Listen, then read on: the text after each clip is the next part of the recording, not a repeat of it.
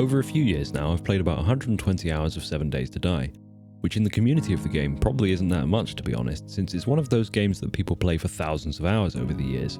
Typically I'll play each major update for a little while and then leave it once I get fairly deep into the game, but not crazy.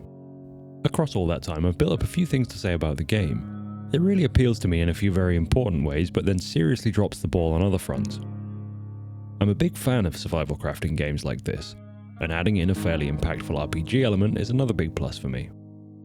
If you've never seen or played 7 Days to Die, here's the basic idea. It's an open-world survival game set in a fictional world with a sort of middle America vibe amongst the ruins of a zombie apocalypse, where by default every 7 days a large horde will converge on you at night. So your goal is to get your character powerful enough and build a home to withstand those hordes. Most of the game's parameters can be changed, but I'll be talking about the default settings in this video. During the day, the zombie population is slow and not generally a huge threat. At night, they speed up and they can be much more dangerous in numbers. So far, all of this is great. Not too far off the perfect premise for a game for me. I'm actually obsessed with apocalypse fiction, especially zombies. Over the years, I've had a number of jobs that involve a few hours of driving every single day. I've always filled that time with audiobooks, generally apocalypse fiction. I've listened to all of the Mountain Man series, Slow Burn, Arisen, and a few others not worth mentioning. Even the most trashy mill-porn zombie fiction will keep me entertained because I'm just fascinated by the concept of a dead world. If you have any recommendations for apocalypse books, preferably those that have audio versions, let me know. I'd genuinely appreciate it. And while you're down there, like the video and subscribe so you see my future things. But 7 Days doesn't get a totally free pass for this. The developer is called The Fun Pimps, which is sort of the first red flag, because pimps aren't fun. For some reason, and this has always honestly baffled me, almost all of the lady zombies are dressed like strippers.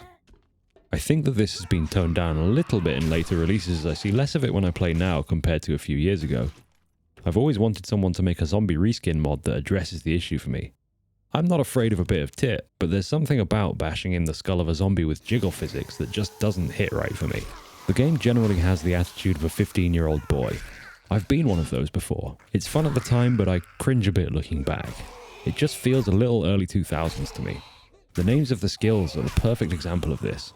I know that Sexual Tyrannosaurus is a Predator reference, but come on. Minor 69er? I'd have come up with that when I had been up for 30 hours at a 4-person sweaty LAN party at my friend's house. It's peak cringe. But the fact that I can just deal with that whole thing and still play the game for over 100 hours is a testament to how fun the general concept is. Part of that fun comes from the variety available. You distribute your skill points across the major attributes in order to unlock the higher levels of each skills in each category. For example, if you want to play a bonk-based character, you'll need to put more points into strength in order to allocate the higher levels of the club-specific skill, which is for some reason called Pummel Pete. The weapon-specific skills are fairly complex. You gain attack bonuses like increasing your damage to stunned enemies with clubs, but also the ability to craft higher quality clubs, because weapons and tools in 7 Days not only have different tiers like you'd expect, going from a bone knife up to a machete for example, they also have their own quality levels. A quality 6 bone knife can be far better than a quality 1 hunting knife, for example, partially just due to the flat stat bonuses of a higher quality weapon, but also because a higher quality means more mod slots. Early on in the game, you can't actually do much crafting and largely rely on finding what you need via looting buildings, which in 7 Days are called POIs, or points of interest. Each one of which will generally have a simple path you can follow through the entire POI without having to do any breaking and entering, eventually leading to a loot cache containing a few higher value containers. Most of the early gameplay loop is running missions for a trader, which generally involve clearing a POI or finding and bringing back a supply box from a POI. The main reason to prioritize trader missions over just looting building after building is for a fat chunk of XP, and levels matter more than you'd think thanks to the game stage system. You can check in your player's menu what game stage you're at. In single player, it's a calculation that's essentially your level plus days survived. The difficulty factor multiplies the game stage, but since I'm talking about default game settings for now, that has no effect here. Game stage affects a few aspects of the game, including the size of zombie hordes, but the main thing is that it increases the probability of finding higher tier and quality items when looting. At the very beginning of the game, you're pretty unlikely to find anything really impressive. Then much later on down the line, you'll find all kinds of wild stuff. Explosives, drones, turrets, and assault rifles. So I mentioned there's a horde every 7 days. I've typically always dealt with the early horde nights by building a base heavily surrounded by spikes and barbed wire which I can defend from a shooting position, That is assuming I don't want to build a totally horde-proof base, which has always been a thing in 7 days. It's possible to build bases that make you essentially free to kill the hordes as they come from complete safety. But I can understand that a lot of people wouldn't want to play like that. One of the major issues I have with the early game of 7 days is that until I find a head torch or weapon light, I just can't be bothered to do anything at night and end up sitting in my little base waiting for the night to end. Usually watching a YouTube video or writing the script to this video, for example. Sure, I could run around in the near pitch darkness hoping I don't stumble into my own death, but it doesn't feel worth it. Another issue worth mentioning is that the game doesn't run well at all. I have a really high-spec PC, about as good as it was possible to make a gaming PC 2 years ago when I built it. But this is one of those games where the engine is massively limiting the frame rate no matter what hardware you throw at it. I find that this is pretty common with games that have had crazy long development cycles like 7 Days has. I couldn't really speculate why, just a lack of focus on optimization in order to keep feeding the new feature machine, I guess. And yet I still play. So what's so compelling? Making a defensive base in a first-person zombie apocalypse is just extremely fun. And when there's no zombified decubs jiggling around in your face, the atmosphere is legitimately creepy. If I can hear a zombie nearby, I struggle to focus on anything else. It's also the reason that 7 Days is one of the few games I tend to play with no music or other content on in the background. I really don't like getting snuck up on here, it's super tense.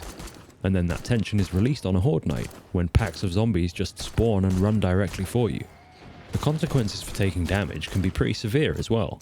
A decent variety of injuries and the dreaded infection that will slowly kill you unless you find some antibiotics or honey, which is mysteriously effective, but I'm grateful for it since antibiotics are rarer than rocking horse shit. The enemy variety is decent as well. It's not all strippers, just mostly.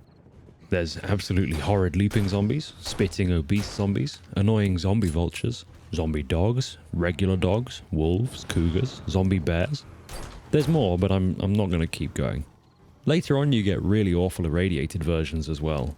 Ultimately they all die, some just take more doing than others. If you're lucky enough to have friends that own the game, it's great to play co-op, especially thanks to how specialized your character is early on. Having someone buy points in intelligence so they can make the crafting benches and vehicles lets you focus on other skills. You could in theory play PvP too, and I'm sure there are people enjoying that right now, but personally I think I'd hate it. Okay, this video is getting pretty long now by my standards. I definitely recommend you give the game a go if it seems like your kind of thing. So long as you're either into or can ignore the weird attitude of the game, it's more than worth the price tag, especially since it's pretty often in Steam sales.